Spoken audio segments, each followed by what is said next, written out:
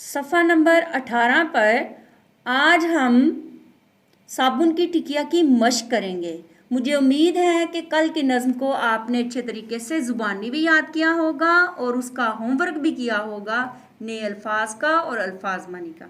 जी, तो आज हम करेंगे इसकी मश्क सफ़ा नंबर 18 पे। सवाल जवाब। सवालों के जवाब अपनी कॉपी में लिखिए।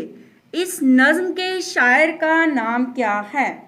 इस नज़्म के शायर का नाम है हसन आबदी।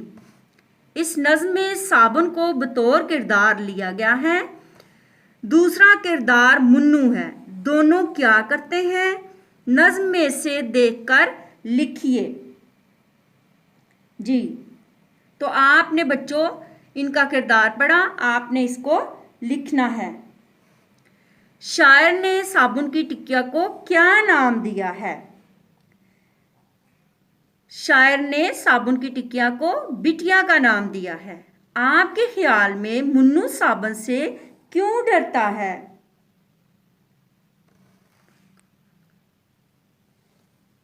आपके ख्याल में मुन्नू साबुन से क्यों डरता है?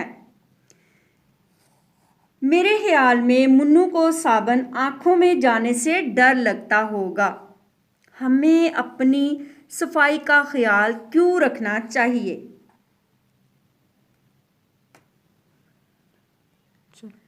जी, आपने इस सवाल का जवाब बच्चों खुद लिखना है, ठीक है, कि हमें अपनी सफाई का ख्याल क्यों जो है वो रखना चाहिए।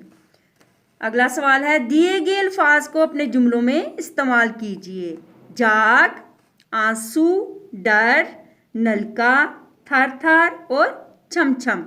जी स्टूडेंट्स, आपने इन अल्फाज के मानी देखे हैं, सुने हैं, आपने उनको जुमलों में इस्तेमाल करना है, ठीक है।